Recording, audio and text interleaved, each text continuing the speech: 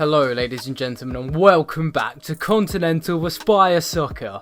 Before we begin, make sure you subscribe to receive all of our videos instantly. Today we are heading to Eastern Europe to a historic country in Croatia. We are going to cover the grand home of Croatian talent, Dinamo Zagreb, and we are going to explore the club's abilities to produce a ridiculous list of talent. The listed players that have spent time at the club is incredible. Luka Modric, Dejan Lovren, Mario Mandzukic, Marcelo Brozovic, Mateo Kovacic, Andrej Kramaric, Dani Olmo. It's amazing. Of course, nearly all of these players are Croatian, the only exception being Dani Olmo. The former Barcelona youngster moved to Croatia at age 16. Filip Benkovic is also another player who's recently left Zagreb for Leicester. Borna Sosa did the same, moving to Stuttgart. However, many have disregarded the club's ability to produce talent. The argument is that, by being the biggest club in Croatia, of course they're going to see the best of what the nation must give. And while this is somewhat true, it is not the full picture. Dinamo is a historic club, which plays an important role in modern football.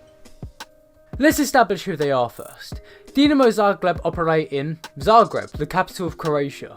Unlike our other previous Continental Aspire explained videos, where we covered the tiny areas like Eindhoven and Le Havre, Zagreb is a bigger place, with nearly 1 million residents living there. The beginnings of the club deserve a whole other video, as the foundation of Dinamo Zagreb is still debated to this day. In fact, they only changed their name from Croatia Zagreb to Dinamo in 2000. What we do know though is that since the turn of the millennium, the club has settled. While on the European stage they have rarely made it past the group stage of the Europa League or the Champions League, they have been dominant in their country. Dinamo have won the Croatian First League 14 out of the last 15 seasons. They are the most successful team in Croatian history. This success no doubt brings hate, but Dinamo have been on the end of some warranted criticism. Dinamo are one of the teams involved in one of the world's most vicious rivalries, with Croatian club Hajduk Split. It is fittingly called the Eternal Derby. Zagreb have come out worse in the perception of the dirtier side of the game. Their fans, the Bad Blue Boys, have consistently been panned for their controversial antics. More recently, the former executive director of the club, Zdravko Mamic, was sentenced to 6.5 years in prison for corruption allegations. Dinamo released a statement claiming the former director was innocent. These corruption charges were not exclusive to Dinamo though. Earlier in the 2010s, the Croatian First Division saw a litany of players and officials arrested for match fixing. It has been described as a plague within Croatian football. With all of this said, Dinamo have continued to be relevant outside of Europe. This is due to the players the club has seen pass through. Even in 2011, UEFA ranked Dinamo as one of the top 6 academies in the whole of Europe. This was awarded as well to recognise the work that had been taking place for years. When Luka Modric joined Dinamo as a 16-year-old in 2001, the club were intelligent enough to ease Modric into the academy before quickly loaning him out before his 18th birthday. This was done as the club recognised Modric as a talented player who could cope with the pressure of moving on to another club that early. Modric had come from a refugee background and was a strong mind for a young man.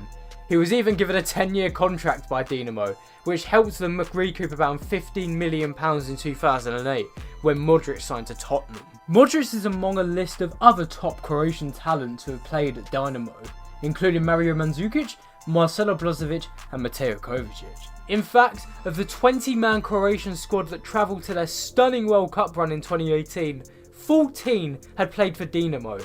That type of dominance is not seen anywhere else in the world. But the question remains, are Dinamo actually improving these players majorly, or are they living off their own reputation? The Dinamo Academy is not the most glamorous of places, as the pitches are surrounded by the urban area of Zagreb. Some houses are even looking straight into the area. The buildings and infrastructure is not the most high-tech either, blending straight into the urban background of Zagreb. This makes sense though, as Dinamo actually first founded their youth team and academy area in 1967. Dinamo have been at the forefront of what has been a golden generation for Croatian football.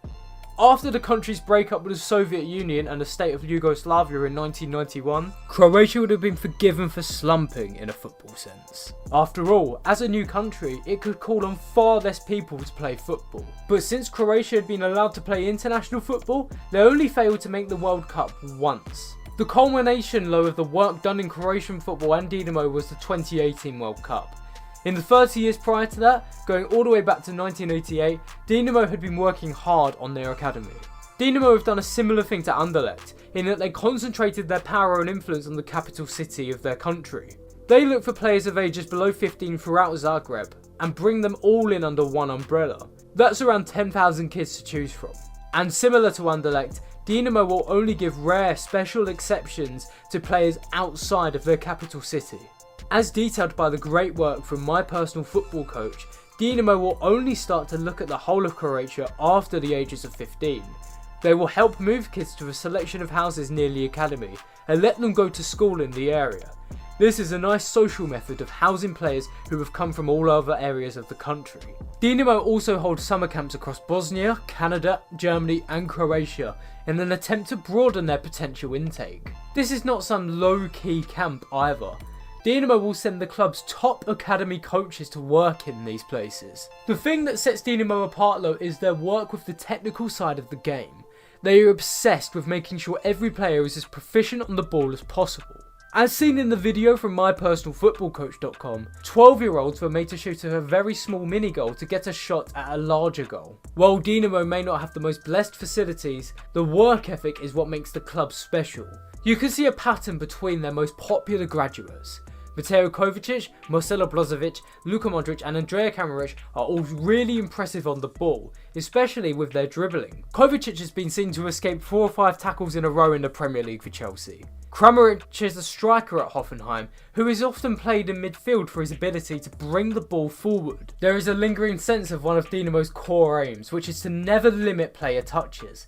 They want players to be as creative as possible. This suggests Dynamo are not just a club benefiting from the wave of Croatians who love football, but are leaving a significant imprint on the players that make it. There is further evidence though of the impact Dynamo have had on players. Dynamo have a very regimented philosophy on player lifestyle. They are big on making players happy and healthy. This focus was highlighted after the early 2010s, when Croatia reported child obesity was on a major rise. Dynamo have been working directly to combat this, and if players do not make it in football, they will leave the academy as healthy young men. This approach to their area shows Dynamo are more than just a team benefiting off of being the biggest club in Croatia, they are spearheading the country's rise in football. Without them, Croatian football would not be in the same place as it is now. And as always with Continental Aspire Soccer, we give you a taste of the future. We have pinpointed many players in our videos to look out for, and every year Dynamo are a place to go for top Croatian talent. Anyway, the biggest name to look out for is Josko Gvardioli, a defender who has already sorted a £14 million transfer to RB Leipzig. That is already a great sign that Gvardioli is going to be a star. At 18 years old, he is already 6'1". He is left-footed too, a very wanted quality amongst European teams. The next name fans are talking about is Dominik Livakovic. At 26 years old, he is far from a young prospect, but as a goalkeeper, he is nowhere near his prime. He is already playing for the national team as Croatia's #1, and he's already been a reported target for clubs like Manchester United and Chelsea. And that's about it from Continental Aspire Soccer today. Please make sure you subscribe, check out our podcast with some inspirational guests, and make sure you check out our online football course. Catch you later.